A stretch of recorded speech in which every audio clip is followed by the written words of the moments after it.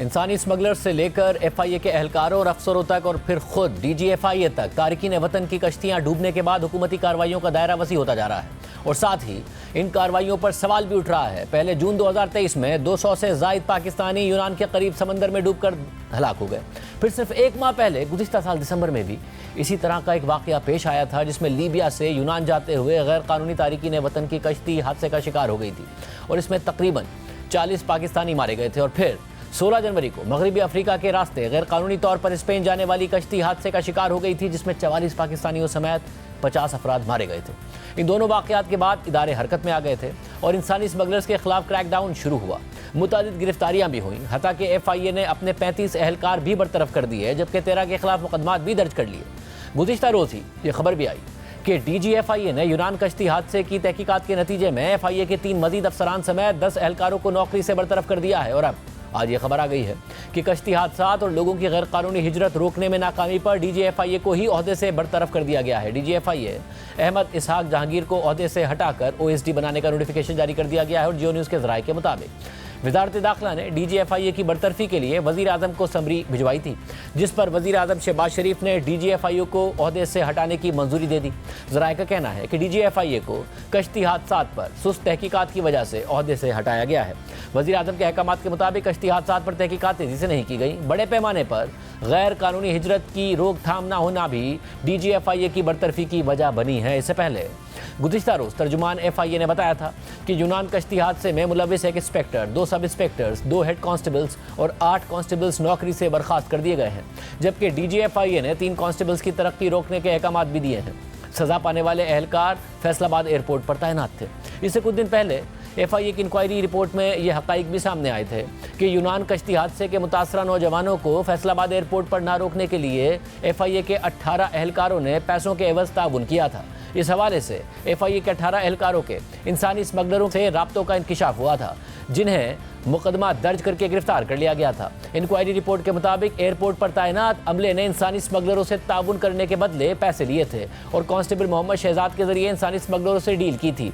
अमले ने इंसानी स्मगलरों से फी मुसाफिर क्लियरेंस के बदले 25,000 रुपये वसूल किए, जबकि 4 नौजवानों को एयरपोर्ट से गुजारने के बदले 1 लाख रुपये वसूल किए गए।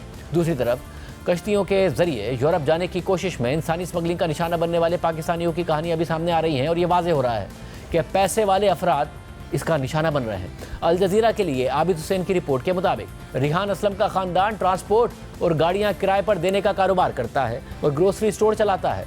5 माह पहले 34 साला रिहान ने अपनी टोयोटा गाड़ी एक ऐसे एजेंट को 45 लाख रुपए यानी $16,000 अदा करने के लिए फ़रोख्त कर दी, जिसने यूरोप में मुस्तकबिल की तलाश के लिए गुजरात का गांव छोड़ने में रिहान की मदद करना थी। 2 बेटियों और एक बेटे का बाप रिहान उन 86 अफराद में शामिल था जो 2 जनवरी को एक मुसाफिर कश्ती में सवार हुए थे।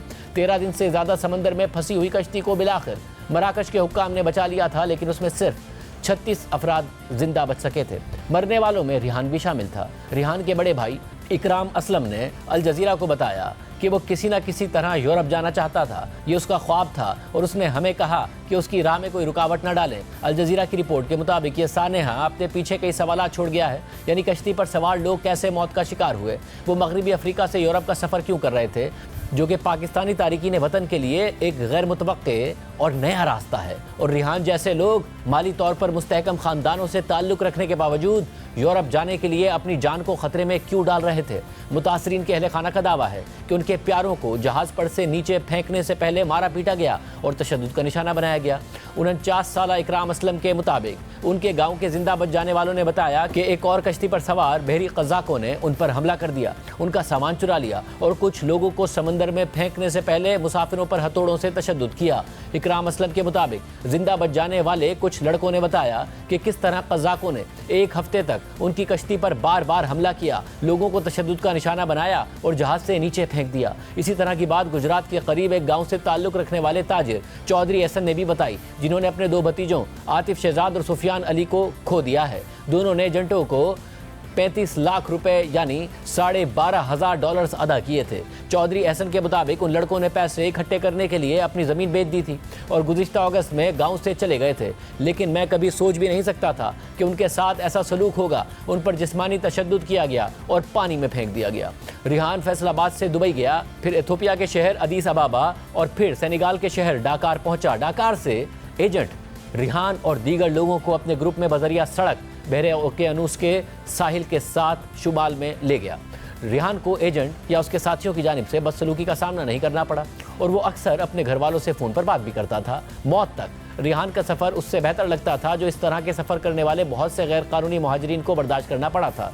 रिपोर्ट के मुताबिक पाकिस्तान के सबसे ज़्यादा ज़रख़ेज़ खित्तों में से एक होने और रेफ्रिजरेटर्स, पंखे, खेलों और सर्जरी के आलात जैसे इलेक्ट्रॉनिक सामान तैयार करने वाली मुतअद्दिद सनतों का गढ़ होने के बावजूद पंजाब के ज़िला गुजरात, सियालकोट, जेहलम और मंडी बहाउद्दीन कई दहाइयों से यूरोप की तरफ हिजरत करने वाले लोगों का मरकज़ बने हुए हैं।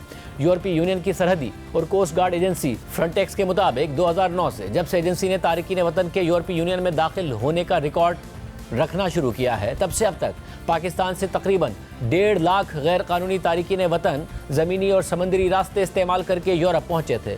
ज़्यादातर पाकिस्तानी आमतौर पर मुत्तहदा अरब अमारात जाते हैं, फिर बहरा रोम के उस पार समंदरी सफ़र करने से पहले मिस्र और लीबिया के लिए परवाज़ें लेते हैं। मराकश में पाकिस्तानी सफ़ीर ने कहा कि मगरबी बहरा रोम का रास्ता उन पाकिस्तानियों के लिए गैर मामूली है जो गैर कानूनी नकल मकानी करना चाहते हैं। पाकिस्तानी हुकाम का कहना है कि नए रास्ते का ये इंतखाब फ्रंटेक्स और पाकिस्तानी हुकाम की जानिब से गैर कानूनी नकल मकानी पर पाबंदियाँ सख्त करने की कोशिशों का नतीजा हो सकता है।